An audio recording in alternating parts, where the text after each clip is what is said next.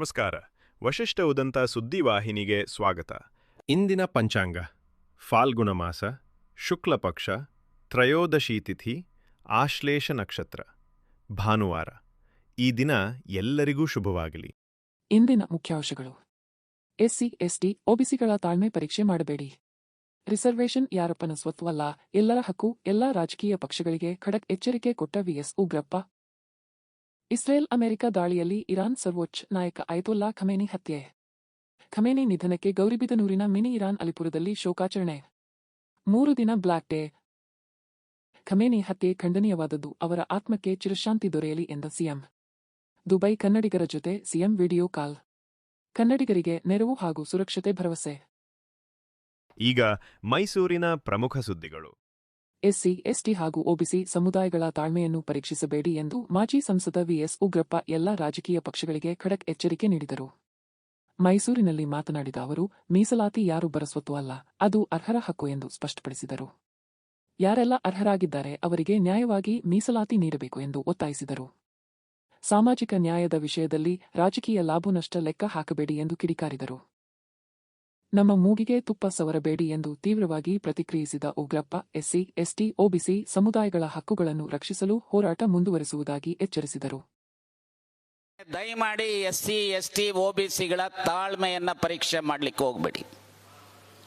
ಕಾಂಗ್ರೆಸ್ ಆಗಲಿ, ಬಿಜೆಪಿ ಆಗಲಿ, ಜೆಡಿಎಸ್ ಆಗಲಿ, ಯಾವುದೇ ರಾಜಕೀಯ ನಮ್ಮನ್ನ ವೋಟ್ ಹಾಕಿಸ್ಕೊಳ್ತೀರಿ, ಆದರೆ ನಮ್ಮ ಹಕ್ಕುಗಳ ಯಾಕೆ ರಕ್ಷಣೆ ಮಾಡೋದಿಲ್ಲ? ನಾನು ನಿಮ್ಮ ಮೂಲಕ ಕೇಳ್ತೇನೆ. ಅಲ್ರಿ, ರಿಸರ್ವ್ ಕಾನ್ಸ್ಟಿಟ್ಯೂನ್ಸಿಗಿರ ಯಾರು MLAಗಳು, MLCಗಳು, MP ಗಳಿದ್ದಾರಲ್ಲ, ಮೋರ್ ಪರ್ಟಿಕ್ಯುಲರ್ಲಿ ನಮಗೆ ಇಷ್ಟನೇ ವಾಲ್ಮೀಕಿ ನಿಗಮದಲ್ಲಿ 187 ಕೋಟಿ ತಿಂದಾಕ್ತಾರೆ, ಕೇಳೋದಿಲ್ಲ. SCB DSP ಹಣ ಡೈವರ್ಟ್ ಆಗುತ್ತೆ, ಕೇಳೋದಿಲ್ಲ. ರಿಕ್ರೂಟ್ಮೆಂಟ್ ಎಲ್ಲ ಅನ್ಯಾಯ ಆಗ್ತಾ ಇದೆ, ಕೇಳೋದಿಲ್ಲ. ಅರೆ ಸ್ವಾಮಿ, ನಿಮ್ಮನ್ನು ಆಯ್ಕೆ ಮಾಡಿ ಕಳಿಸಿರೋದು ಈ ವರ್ಗದನ್ನ ಪ್ರತಿನಿಧಿಸಬೇಕು ಅಂತೇಳಿ ಬಾಯ್ ಬಿಡ್ರಿ. SC ಆಗಲಿ, ST ಆಗಲಿ, OBCಗಳಾಗಲಿ, ಮತ್ತೆ ಜನರಲ್ ಅವ್ರಿಗೂ ಓಟ್ ಹಾಕಿದೀವಲ್ಲ ಈ ಮಹಾರಾಜರಿಗೆ. ಅಲ್ಲಪ್ಪ ಮಹಾರಾಜ, ನಿಮ್ಮ ಮುತ್ತಾತ ಇಲ್ಲಿ ಸಾಮಾಜಿಕ ನ್ಯಾಯಕ್ಕೆ ಒತ್ತು ಕೊಟ್ಟಂತವ್ರು, ನಾಲ್ಮಡಿ ಕೃಷ್ಣರಾಜ ಒಡೆಯರು ಇಲ್ಲಿ ಒತ್ತು ಕೊಟ್ಟಂತವ್ರು. ಏನಾಗಿದೆಯಪ್ಪ ನಿನಗೆ? ಪಾರ್ಲಿಮೆಂಟ್ ಅಲ್ಲಿ ಧ್ವನಿ ಎತ್ತಿ ಈ 2022ರ ಈ ಒಂದು ರಿಸರ್ವೇಶನ್ 56% ಆಕ್ಟ್ ಅನ್ನ ಸಂವಿಧಾನ 9 ಶೆಡ್ಯೂಲ್ಗೆ ಸೇರಿಸಬೇಕು ಅಂತ ಹೇಳ್ಬೇಕಲ್ಲ ಮಿಸ್ಟರ್ ಒಡೆಯರ್. ಕರ್ನಾಟಕದಲ್ಲಿ ಮೋದಿಯವರು ಬರ್ತಾರೆ ಚುನಾವಣಾ ಸಮಯದಲ್ಲಿ, ಒಂದು ಕಡೆ ಗುಲ್ಬರ್ಗಾಗೆ ಹೋಗ್ತಾರೆ, ಅಲ್ಲಿರುವಂತ ಕೋಳಿ, ಕೊಕ್ರೆ ಕೋಳಿ ಇನ್ನಿತರ ಸಮಾಜದವ್ರನ್ನ STಗೆ ಸೇರಿಸ್ತೀವಿ ಅಂತ ಹೇಳ್ತಾರೆ. ಇನ್ನೊಂದು ಕಡೆ ಹೋಗ್ತಾರೆ, ಕುರುಬರನ್ನ STಗೆ ಸೇರಿಸ್ತೀವಿ ಅಂತ ಹೇಳ್ತಾರೆ. ಇನ್ನೊಂದು ಕಡೆ ಹೋಗ್ತಾರೆ, ಗೊಲ್ಲರಗನ್ನ SCಗೆ ಸೇರಿಸ್ತೀವಿ ಅಂತ ಹೇಳ್ತಾರೆ. ನಾನು ಸ್ಪಷ್ಟಪಡಿಸ್ತೇನೆ, ರಿಸರ್ವೇಶನ್ ಯಾರಪ್ಪನ ಸ್ವತ್ತಲ್ಲ. Reservation it is a right. ಯಾರೆಲ್ಲ ಅರ್ಹರಿದ್ದಾರೆ, ಕುರುಬರ ಅರ್ಹರಿದ್ರೆ ಅವ್ರನ್ನ ಸೇರಿಸ್ಲಿ, ಗೊಲ್ಲರಿದ್ರೆ ಅದು ಸೇರಿಸ್ಲಿ, ಬೆಸ್ತರಿದ್ರೆ ಅಥವಾ ಕೋಳಿ ಸಮಾಜದವರಿದ್ರೆ ಅವ್ರು ಸೇರಿಸ್ಲಿ. We have no objection. ನಾನು ನಿಮ್ಮ ಮೂಲಕ ಕೇಳ್ತೇನೆ ಮಿಸ್ಟರ್ ಮೋದಿ, ಹೇಳಿಕೆಗಳಿಗೆ ಸೀಮಿತ ಆಗಬೇಡಿ. 2 ಕಂಡೀಷನ್. ಒಂದು, ಕುಲಶಾಸ್ತ್ರ ಅಧ್ಯಯನ ಯಾವುದೇ ಸಮಾಜದಿದ್ರೂ ಮಾಡಿ. ಇಮಿಡಿಯೇಟ್ ಭಿಕ್ಷೆ ಬೇಡೋದಲ್ಲ, ಇಮಿಡಿಯೇಟ್ ಆ ರಿಸರ್ವೇಶನ್ ಅನ್ನ ಕೊಡೋದರ ಜೊತೆಗೆ ಸೇಮ್ ಆರ್ಡರ್ ಅಲ್ಲಿ ಯಾರನ್ನೋ STಗೆ ಸೇರಿಸಿದ್ರೆ ಕುರುಬರ್ನೋ, ಗೊಲ್ಲರನೋ, ಬೆಸ್ತರ್ನೋ, ಮತ್ತೊಬ್ಬರನೋ ಮಾಡಿಸ್ತೆ ಸೇಮ್ ಡೇ ಅಷ್ಟು ರಿಸರ್ವೇಶನ್ ಜಾಸ್ತಿ ಮಾಡಿಕೊಡಿ. ಅವರು ಸಹ ನಮ್ಮ ಅಣ್ಣ ತಮ್ಮಂದರು, ನಮ್ಮ ಅಕ್ಕ ತಂಗಿಯರು. We have no reservation, we have no objection. ಆದರೆ ಸುಮ್ಮನೆ ಚುನಾವಣೆಗೆ ಸಮಯದಲ್ಲಿ ಮೂಗಿಗೆ ತುಪ್ಪ ಹಚ್ಚುವಂಥದ್ದು. ಟಿ. ನರಸೀಪುರದ Karnataka silk industries corporation KSIC ಆವರಣದಲ್ಲಿ ಕ್ರೀಡಾಂಗಣ ನಿರ್ಮಾಣ ವಿಚಾರ ಭಾರೀ ವಿರೋಧ ವ್ಯಕ್ತವಾಗಿದೆ. ಮೈಸೂರು ಸಿಲ್ಕ್ ಹೆಸರಿನಲ್ಲಿ ಕೆಲವರು ಪ್ರವಾಸಿಗರಿಗೆ ಮೋಸ ಮಾಡುತ್ತಿದ್ದಾರೆ. ಇದರಿಂದ ಮೈಸೂರಿನ ಜನರು ಮೋಸ ಎಂದು ಹೇಳುತ್ತಾರೆ. ಮೈಸೂರು ಸಿಲ್ಕ್ ಸೀರೆಯ ಗುಣಮಟ್ಟ ಕುಸಿದಿದೆ ಮತ್ತು ಒಂದು ದಿನಕ್ಕೆ 2 ಸೀರೆ ಮಾತ್ರ ತಯಾರಾಗುತ್ತದೆ ಎಂದು ಸಿಬ್ಬಂದಿ ತಿಳಿಸಿದ್ದಾರೆ. ಪರ್ಮನೆಂಟ್ ಉದ್ಯೋಗವಿಲ್ಲದಿದ್ದರೂ ದುಡಿಯುತ್ತಿದ್ದೇವೆ ಎಂದವರು. ಕ್ರೀಡಾಂಗಣ ನಿರ್ಮಾಣಕ್ಕೆ ಬೇರೆ ಜಾಗ ಇದೆ, ಬೇಕಾದರೆ ತೋರಿಸುತ್ತೇವೆ. KSIC ಆವರಣದ ಒಳಗೆ ಯಾಕೆ ನಿರ್ಮಾಣ ಎಂದು ಪ್ರಶ್ನಿಸಿದ್ದಾರೆ. ಸಂಗಮದ ನೀರಿನಿಂದಲೇ ಸಿಲ್ಕ್ ಸೀರೆಯ ಹೊಳಪು ಹೆಚ್ಚಾಗುತ್ತದೆ ಎಂದು ತಿಳಿಸಿದ್ದಾರೆ. KSIC ಆವರಣದ ಒಳಗಡೆನೇ ಯಾಕೆ ಮಾಡಬೇಕು? KSIC ಆವರಣದಲ್ಲಿ ಹಿಂದೆ ಸುಮಾರು ಬೇರೆ ಬೇರೆ ಕ್ರೀಡಾಂಗಣ ಬಿಟ್ಟು ಬೇರೆ ಕೆಲಸಕ್ಕೂ ಕೈ ಹಾಕಿದ್ರಂತೆ ಮಾಡಬೇಕು ಅಂತಂದ್ಬಿಟ್ಟು ಅಲ್ಲಿ ವರ್ಕರ್ಸ್ ಹೇಳೋ ಅಂಥದ್ದು ನೆನ್ನೆ ನಮ್ಗೆ ಹೇಳಿದ್ದು. ಬೇರೆ ಕೆಲಸಕ್ಕೂ ಕೈ ಹಾಕಿದ್ರು, ಬಟ್ ಆದರೆ ನಾವು ಅದನ್ನು ಬೇಡ ಅಂತ ತಡೆ ಹಿಡಿದ್ವಿ ನಾವು ಸುಮಾರು ವರ್ಷದ ಹಿಂದೆನೇ. ಈಗ ಏನಾಗಿದೆ, ಇದು ನಮಗೆ ಇದು ನಮಗೆ ಗೊತ್ತಿಲ್ಲದೆ ಹಾಗೆ ಇದನ್ನು ಆಲ್ರೆಡಿ ಅಂದರೆ ತರಾತುರಿನಲ್ಲಿ ಇದನ್ನು ಅವ್ರಿಗೆ ಟ್ರಾನ್ಸ್ಫರ್ ಮಾಡಿದ್ದಾರೆ ಕ್ರೀಡಾಂಗಣ ಇದಕ್ಕೆ, ಯೂತ್ ಇದಕ್ಕೆ ಅಂತ ಹೇಳ್ತಾ ಇದ್ದಾರೆ. ಬಟ್ ಆದರೆ ಅವರ ಅಳಲು ಏನು ತೋಡ್ಕೊಳ್ಳೋದು ಅಂತಂದರೆ, ಇಲ್ಲಿಂದ ಒಂದು ಪೈಪ್ಲೈನ್ ಹೋಗಿದೆ, ಎಲ್ಲಿ ಕಲ್ಲು ನೆಟ್ಟಿದ್ದಾರೆ ಅಲ್ಲಿಂದ ಪೈಪ್ಲೈನ್ ಹೋಗಿದೆ. ಆ ಪೈಪ್ಲೈನ್ ಏನಾದರೂ ಕ್ರೀಡಾಂಗಣ ಮಾಡಬೇಕಾದ್ರೆ ಒಡೆದು ಹೋದರೆ ಅದರಿಂದ ನಮಗೆ ನೂಲು ಮಾಡೋದಕ್ಕೆ ಅಲ್ಲಿ ಏನು ಸಂಗಮದ ನೀರು ಬರುತ್ತೆ, ಆ ಸಂಗಮದ ನೀರಿಂದ ನಾವು ಮಾಡ್ತಾ ಇರೋದು. ಅದರಿಂದನೇ ಮೈಸೂರು ಸಿಲ್ಕ್ ಸೀರೆ ಬೇರೆ ಸೀರೆಗಿಂತನೂ ಹೊಳಪು ಯಾಕೆ ಬರ್ತಾ ಇದೆ ಅಂತಂದರೆ ಆ ಸಂಗಮದ ನೀರಿಂದ ಅಂತ ಹೇಳ್ತಾ ಇದ್ದಾರೆ. ಸೊ ಆ ಸಂಗಮದ ನೀರು ಬೇಕೇ ಬೇಕು ಇವ್ರಿಗೆ ಮಾಡೋದಕ್ಕೆ, ಬೇರೆ ನೀರಿಂದ ಮಾಡೋಕ್ಕಾಗಲ್ಲ. ಅದು ಸಾಫ್ಟ್ ವಾಟರು ಇದೆ ಒಂದು. ಪ್ಲಸ್ ಇನ್ನೊಂದು ಏನಾಗಿದೆ, ಈಗ ನಾವು ಮೈಸೂರು ಈಗ ಆಲ್ರೆಡಿ ಝೂ ಏನಿದೆ ಅದನ್ನು ಮುಚ್ಚಿದ್ದಾರೆ. ಝೂ ಹತ್ತಿರ ಇರೋಂಥ KSIC ಶೋರೂಮ್ನ ಮುಚ್ಚಿದ್ದಾರೆ. ಸೊ ಆ KSIC ಶೋರೂಮ್ನ ಮುಚ್ಚಬಾರ್ದಾಗಿತ್ತು ಒಂದು, ಅದು ತುಂಬ ವರ್ಷದಿಂದ ಇದ್ದಂಥ ಶೋರೂಮ್ ಅದು. ಸೊ ಈಗ ಅದನ್ನು ಮುಚ್ಚಿರೋದ್ರಿಂದ ಈಗ ಅಲ್ಲಿ ಏನಾಗ್ತದೆ, ಬೇರೆಯವರು ಈಗ ಮೈಸೂರಲ್ಲಿ ನಾನೇ ಎಷ್ಟೋ ಜನನ ಕೇಳ್ಪಟ್ಟಿದ್ದೀನಿ, ನೀವು ಇವಾಗ ಬನಾರಸ್ಗೆ ಹೋದರೆ ಬನಾರಸ್ಸು ಮೈಸೂರು ಸಿಲ್ಕ್ದು ಕಾಪಿ ಅಂತಲೇ ಹೇಳ್ತಾರೆ. ಬಟ್ ಬನಾರಸ್ಸಲ್ಲಿ ನಿಮಗೆ GI ಟ್ಯಾಗ್ ಇರೋ ಅಂಥದ್ದು ಬೇಕು ಸೀರೆ ಅಂತಂದರೆ ಅವರು ಬರೀ ಸಿಲ್ವರ್ ಜರಿನಲ್ಲಿ ಮಾಡೋ ಅಂಥದ್ದು, ಅದನ್ನು ನೀವು ಹುಡುಕಬೇಕು ಅಂತಂದರೆ ತುಂಬ ಕಷ್ಟ. ಅಲ್ಲೆಲ್ಲ ಆಲ್ರೆಡಿ ಮೋಸ ಮಾಡ್ತಾನೇ ಇದ್ದಾರೆ. ನೀವು ಕಾಶಿಗೆ ಹೋದಾಗ ನೀವು ತೊಗೊಂಡು ಬರಬೇಕು ಅಂತ. ಈಗ ಮೈಸೂರಲ್ಲಿ ಏನು ನಡೀತಾ ಇದೆ ಅಂತಂದರೆ, ಎಲ್ಲರೂ ಅಲ್ಲಿ ಯಾರು KSIC ಶೋರೂಮಾ KSC ಅಂತ ಒಂದಿದೆ, ಅದನ್ನು KSIC ಅಂತ ಕನ್ಫ್ಯೂಷನ್ ಮಾಡ್ಕೊಂಡಿದ್ದಾರೆ ಎಷ್ಟೋ ಜನ.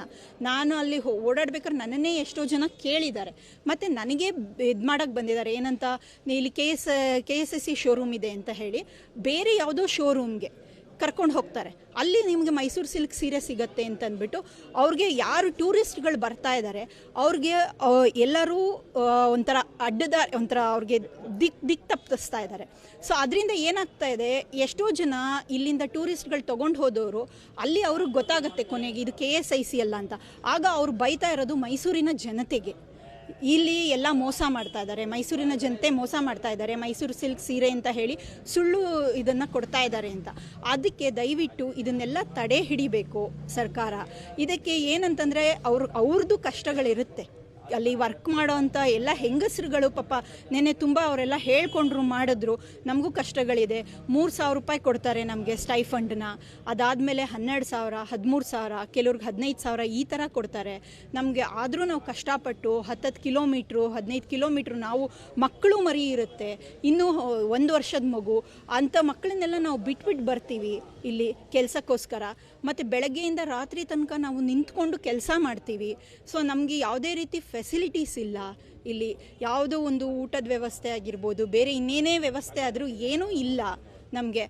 ಆದರೂ ಅಷ್ಟು ಕಷ್ಟಪಟ್ಟು ನಾವು ಯಾಕೆ ಕೆಲಸ ಮಾಡ್ತಾ ಇದ್ದೀವಿ, ಪರ್ಮನೆಂಟ್ ಇಲ್ಲದೆ ಹೋದ್ರೂ ನಾವು ಯಾಕೆ ಕೆಲಸ ಮಾಡ್ತಿದ್ದೀವಿ ಅಂದರೆ, ನಮ್ಮ ಒಂದು ರಾಜರು ಕಟ್ಟಿದಂತಹ ಸಂಸ್ಥೆ ಅದು, ಅದನ್ನು ನಾವು ಉಳಿಸ್ಬೇಕು. ನಮ್ಮ ಮೈಸೂರಿಗೆ ನಾವು ಒಂದು ಹೆಮ್ಮೆ ತಂದುಕೊಡ್ಬೇಕು. ಈಗ ಹಾಸನದ ಪ್ರಮುಖ ಸುದ್ದಿಗಳು. ಹಾಸನ ನಗರದ ಸತ್ಯ ಜ್ಯುವೆಲರಿ ಚಿನ್ನದ ಅಂಗಡಿಯಲ್ಲಿ ಮೊಬೈಲ್ ಕಳ್ಳತನದ ಘಟನೆ ನಡೆದಿದೆ. ನಿನ್ನೆ ಸಂಜೆ ಗ್ರಾಹಕರೊಬ್ಬರು ತಮ್ಮ ಮೊಬೈಲ್ ಅನ್ನು ತಪ್ಪಾಗಿ ಅಂಗಡಿಯಲ್ಲಿ ಬಿಟ್ಟು ಹೋಗಿದ್ದರು. ಬಳಿಕ ಅದನ್ನು ಹುಡುಕಲು ಮರಳಿ ಬಂದಾಗ ಅಂಗಡಿಯಲ್ಲಿ ಇದ್ದ 2 ಮಹಿಳೆಯರು ಮೊಬೈಲ್ ತೆಗೆದುಕೊಂಡು ಹೋಗಿರುವುದು ಸಿಸಿಟಿವಿ ದೃಶ್ಯಗಳಿಂದ ಬಹಿರಂಗವಾಗಿದೆ. ಮಾಹಿತಿ ಪ್ರಕಾರ ಮೊಬೈಲ್ ತೆಗೆದುಕೊಂಡ ತಕ್ಷಣವೇ ಅದನ್ನು ಸ್ವಿಚ್ ಆಫ್ ಮಾಡಲಾಗಿದೆ. ಈ ಕುರಿತು ಅಂಗಡಿ ನಿರ್ವಹಣೆಯಿಂದ ಸಂಬಂಧಪಟ್ಟವರಿಗೆ ದೂರು ನೀಡಲಾಗಿದ್ದು, ಆರೋಪಿಗಳನ್ನು ಪತ್ತೆಹಚ್ಚಲು ಪೊಲೀಸರು ತನಿಖೆ ಕೈಗೊಂಡಿದ್ದಾರೆ.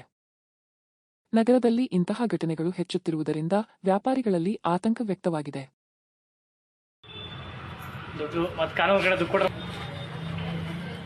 ಅದೇ ಅವಳಿಗಿದೆ ಟ್ರೈ ಹತ್ರ ಇಟ್ಟರು, ಅವರು ಅಲ್ಲೇ ಇದೆ, ಅಲ್ಲೇ ಬಿಟ್ಟು ಹೋಗ್ಬಿಡ್ತಾರೆ.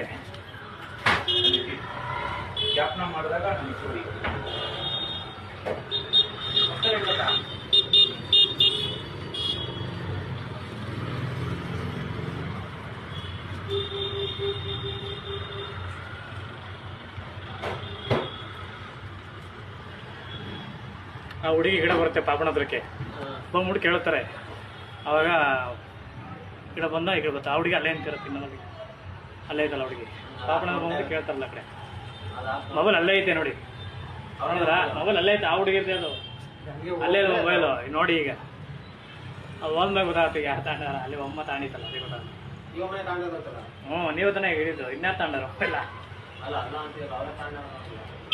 ಅವ್ರು ತಗೊಂಡೋಗಿದ್ದಲ್ಲ ಅವ್ರು ತಗೊಂಡೋಗಿದ್ರೆ ಅವರೇ ಗೊತ್ತಿಲ್ಲ ಹುಡ್ಕೊಂಡು ಅಲ್ಲೇ ಸರಿ ಅಂತ ಮುಂದಾಗವರು.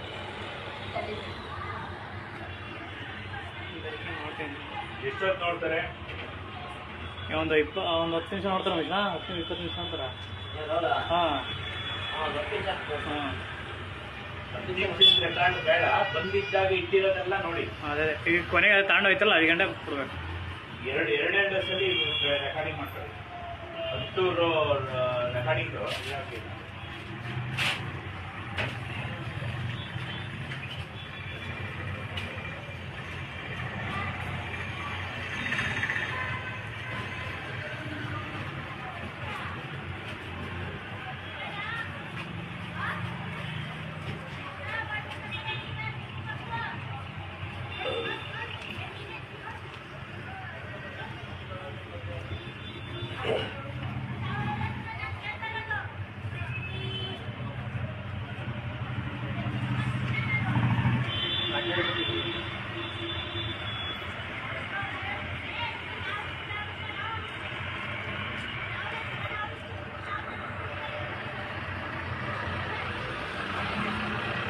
ಅಲ್ಲದೆ ಅಲ್ಲ ನಮ್ಮ ಅವ್ರು ಅಲ್ಲೇ ಇದೆ. ಈಗ ಗುಣಾತ ಈಗ ಅದು ತಾಳದ ಅವರು ಹೋಯ್ತಾರೆ ಅವರು.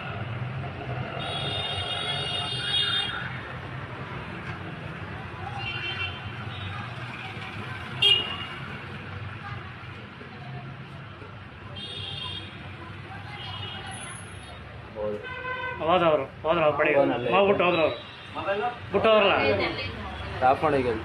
ಮಾಡ್ಲಾ ದುಡ್ಡು ಮತ್ತೆ ಕಾನೂನು ಕಡೆ ದುಡ್ಡು ಕೊಟ್ರ ಮಹೇಶ್ ಅವರು ದುಡ್ಡು ಕೊಟ್ರಾ? ನೀವು ಹೇಳಿದ್ರಿಲ್ವಾ ತಾಂಡ್ರಲ್ಲ.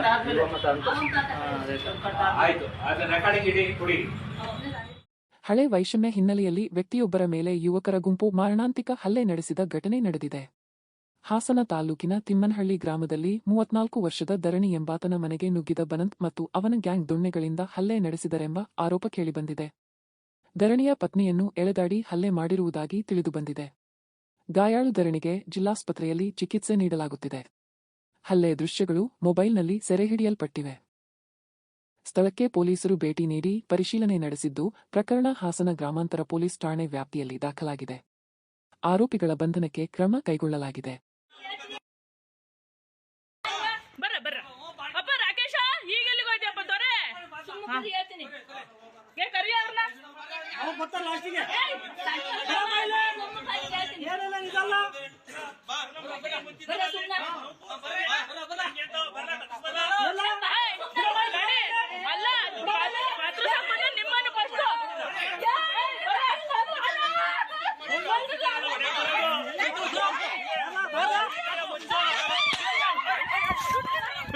ಈಗ ಚಿಕ್ಕಮಗಳೂರಿನ ಪ್ರಮುಖ ಸುದ್ದಿಗಳು. ಕಾಫಿನಾಡಲ್ಲಿ ಕಾಡಾನೆ ಕಾರ್ಯಾಚರಣೆ ಮುಂದುವರೆದಿದ್ದು, ಚಿಕ್ಕಮಗಳೂರು ಶೃಂಗೇರಿ ರಾಜ್ಯ ಹೆದ್ದಾರಿಯಲ್ಲಿ ಭಾರೀ ಟ್ರಾಫಿಕ್ ಜಾಮ್ ಉಂಟಾಗಿದೆ. ಬಾಳೆಹೊನ್ನೂರು ಸಮೀಪದ ಎಲೆಕಲ್ ಘಾಟಿ ಬಳಿ ಆನೆ ಹಿಡಿಯುವ ಕಾರ್ಯಾಚರಣೆ ನಡೆಯುತ್ತಿದ್ದರಿಂದ ರಸ್ತೆಯ ಎರಡೂ ಬದಿಯಲ್ಲಿ ಸುಮಾರು 10 ಕಿಲೋಮೀಟರ್ಗಳಷ್ಟು ವಾಹನಗಳು ಸರದಿ ಸಾಲಿನಲ್ಲಿ ನಿಂತವು. ಮಧ್ಯಾಹ್ನದಿಂದ ಅರಣ್ಯ ಇಲಾಖೆ ಸಿಬ್ಬಂದಿ ಕಾರ್ಯಾಚರಣೆ ನಡೆಸಿದರೂ ಕಾಡಾನೆ ಸಿಕ್ಕಿಲ್ಲ ಎನ್ನಲಾಗಿದೆ. ಸಾಕಾನೆಗಳನ್ನು ವಿಶ್ರಾಂತಿಗೆ ಕರೆದೊಯ್ಯಲು ಲಾರಿಗೆ ಶಿಫ್ಟ್ ಮಾಡಲಾಯಿತು. ಭಾರೀ ಟ್ರಾಫಿಕ್ ಜಾಮ್ನಿಂದ ಪ್ರಯಾಣಿಕರು ಗಂಟೆಗಳ ಕಾಲ ವಾಹನದಲ್ಲೇ ಸಿಲುಕಿಕೊಂಡು ಹೈರಾಣಾದರು. ಪೊಲೀಸರು ಮತ್ತು ಅರಣ್ಯ ಇಲಾಖೆ ಸಿಬ್ಬಂದಿ ಸಂಚಾರ ನಿಯಂತ್ರಣಕ್ಕೆ ಹರಸಾಹಸಪಟ್ಟರು. ಹಿರೇಮಗಳೂರದಲ್ಲಿರುವ ಕೋದಂಡರಾಮ ಸ್ವಾಮಿ ದೇವಾಲಯದಲ್ಲಿ ಭಕ್ತಿಭಾವದಿಂದ ಗರುಡೋತ್ಸವ ನೆರವೇರಿತು. ಗರುಡ ವಾಹನದಲ್ಲಿ ಸ್ವಾಮಿಯ ಉತ್ಸವ ಮೂರ್ತಿಯ ಮೆರವಣಿಗೆ ಜರುಗಿದ್ದು, ಭಕ್ತರು ಪೂಜೆ ಸಲ್ಲಿಸಿ ಆಶೀರ್ವಾದ ಪಡೆದರು. ಈ ವೇಳೆ ಚಿಕ್ಕಮಗಳೂರು ಶಾಸಕ ಎಚ್.ಡಿ. ತಮ್ಮಯ್ಯ ಭಾಗಿಯಾಗಿ ವಿಶೇಷ ಪೂಜೆ ಸಲ್ಲಿಸಿದರು. ದೇವಾಲಯ ಆವರಣದಲ್ಲಿ ವೇದ ಮಂತ್ರಘೋಷ, ಭಜನೆ ಹಾಗೂ ವಿವಿಧ ಧಾರ್ಮಿಕ ಕಾರ್ಯಕ್ರಮಗಳು ಜರುಗಿದವು. ಸುತ್ತಮುತ್ತಲಿನ ಗ್ರಾಮಗಳಿಂದ ಭಕ್ತರು ಹೆಚ್ಚಿನ ಸಂಖ್ಯೆಯಲ್ಲಿ ಆಗಮಿಸಿ ಉತ್ಸವಕ್ಕೆ ಮೆರುಗು ತಂದರು. ಈಗ ರಾಜ್ಯ ಮತ್ತು ರಾಷ್ಟ್ರೀಯ ಸುದ್ದಿಗಳು. ಇಸ್ರೇಲ್ ಮತ್ತು ಅಮೆರಿಕ ಸೈನ್ಯದ ಸಂಯುಕ್ತ ದಾಳಿಯಲ್ಲಿ ಇರಾನ್ ಸರ್ವೋಚ್ಚ ನಾಯಕ ಅಯತೊಲ್ಲಾ ಅಲಿ ಖಮೇನಿ ಹತ್ಯೆಯಾಗಿದೆ ಎಂದು ಇರಾನ್ ಸರ್ಕಾರಿ ಮಾಧ್ಯಮಗಳು ದೃಢಪಡಿಸಿದೆ. 36 ವರ್ಷಗಳಿಂದ ಅಧಿಕಾರದಲ್ಲಿದ್ದ ಖಮೇನಿ ಸಾವಿನ ಸುದ್ದಿ ನಂತರ ಇರಾನ್ 40 ದಿನಗಳ ರಾಷ್ಟ್ರೀಯ ಶೋಕ ಘೋಷಿಸಿದೆ ಮತ್ತು ಪ್ರತಿಕ್ರಿಯೆಗೆ ತಯಾರಾಗಿದೆ. ಈ ಸುದ್ದಿ ಚಿಕ್ಕಬಳ್ಳಾಪುರ ಜಿಲ್ಲೆಯ ಗೌರಿಬಿದನೂರು ಅಲಿಪುರ ಗ್ರಾಮದಲ್ಲಿ ಶುಕ್ರವಾರ ಶೋಕಾಚರಣೆ ಮೆರವಣಿಗೆಗೆ ಕಾರಣವಾಗಿದೆ. ಅಲಿಪುರವನ್ನು ಮಿನಿ ಇರಾನ್ ಎಂದು ಕರೆಯುತ್ತಾರೆ. ಇಲ್ಲಿ ಖಮೇನಿ ಭೇಟಿ ನೀಡಿದ್ದ ಹಾಗೂ ಅವರ ಹೆಸರಲ್ಲಿ ಒಂದು ಆಸ್ಪತ್ರೆಯೂ ಇದ್ದಿದೆ. ಇಲ್ಲಿಯ ಜನರು ಶಿಯಾ ಮುಸ್ಲಿಮರಾಗಿದ್ದು, ಖಮೇನಿ ಕೂಡ ಇದೇ ಪಂಗಡ. ಅವರ ಸಾವಿನ ಶೋಕಾಚರಣೆಯ ಹಿನ್ನೆಲೆಯಲ್ಲಿ ಅಲಿಪುರದಲ್ಲಿ 3 ದಿನ ಬ್ಲಾಕ್ ಡೇ ಘೋಷಿಸಲಾಗಿದೆ. ಜಾಗತಿಕ ರಾಜಕಾರಣ ಹಾಗೂ ಪ್ರಾದೇಶಿಕ ಭದ್ರತೆ ಬಗ್ಗೆ ಭಾರೀ ತೀವ್ರ ಚರ್ಚೆಗಳಾಗುತ್ತಿವೆ.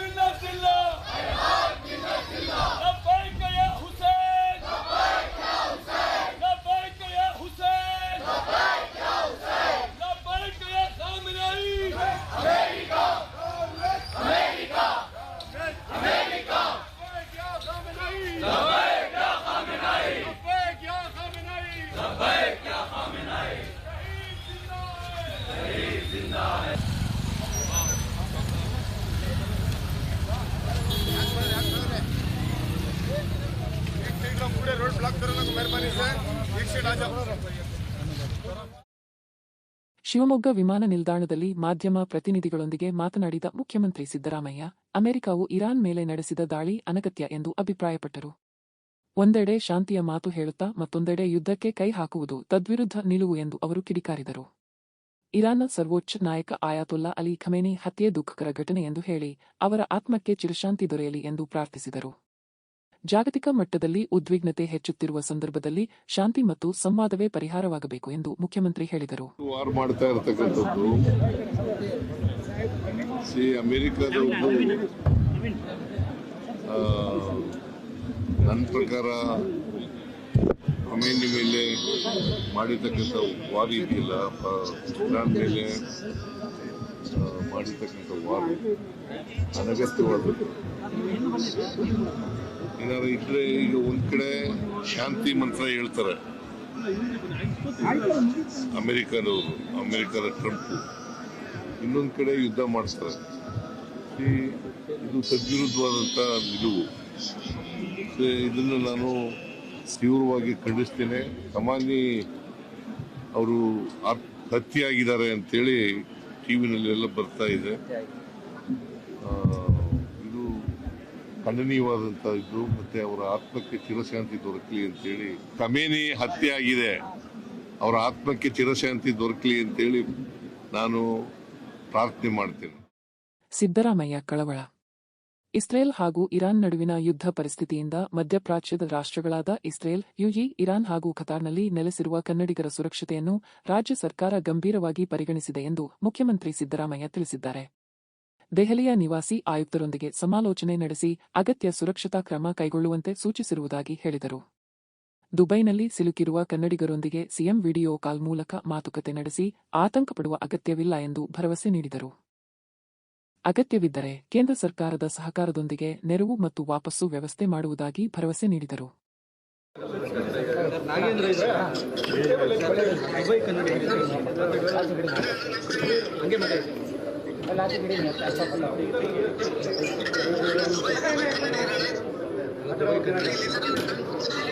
ಎಲ್ಲ ಚೆನ್ನಾಗಿದ್ದೀರಾ? ಎಲ್ಲ ಅರೇಂಜ್ ಮಾಡಿದ್ದೀನಿ.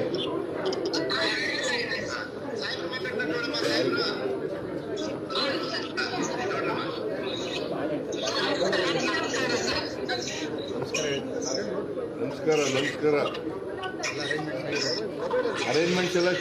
ಅರೇಂಜ್ಮೆಂಟ್ಸ್ ಎಲ್ಲ ಮಾಡಿದ್ದೀನಿ.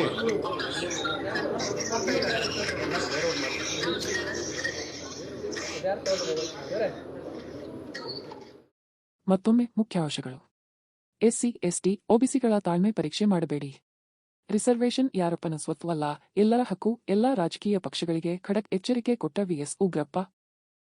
ಇಸ್ರೇಲ್ ಅಮೆರಿಕ ದಾಳಿಯಲ್ಲಿ ಇರಾನ್ ಸರ್ವೋಚ್ಚ ನಾಯಕ ಆಯತುಲ್ಲಾ ಖಮೇನಿ ಹತ್ಯೆ. ಖಮೇನಿ ನಿಧನಕ್ಕೆ ಗೌರಿಬಿದನೂರಿನ ಮಿನಿ ಇರಾನ್ ಅಲಿಪುರದಲ್ಲಿ ಶೋಕಾಚರಣೆ. 3 ದಿನ ಬ್ಲಾಕ್ ಡೇ. ಖಮೇನಿ ಹತ್ಯೆ ಖಂಡನೀಯವಾದದ್ದು, ಅವರ ಆತ್ಮಕ್ಕೆ ಚಿರಶಾಂತಿ ದೊರೆಯಲಿ ಎಂದ ಸಿಎಂ. ದುಬೈ ಕನ್ನಡಿಗರ ಜೊತೆ ಸಿಎಂ ವಿಡಿಯೋ ಕಾಲ್. ಕನ್ನಡಿಗರಿಗೆ ನೆರವು ಹಾಗೂ ಸುರಕ್ಷತೆ ಭರವಸೆ. ಇಲ್ಲಿಗೆ ಇಂದಿನ ವಾರ್ತಾ ಪ್ರಸಾರ ಮುಕ್ತಾಯವಾಯಿತು. ಧನ್ಯವಾದಗಳು. ಈ ದಿನ ಎಲ್ಲರಿಗೂ ಶುಭವಾಗಲಿ.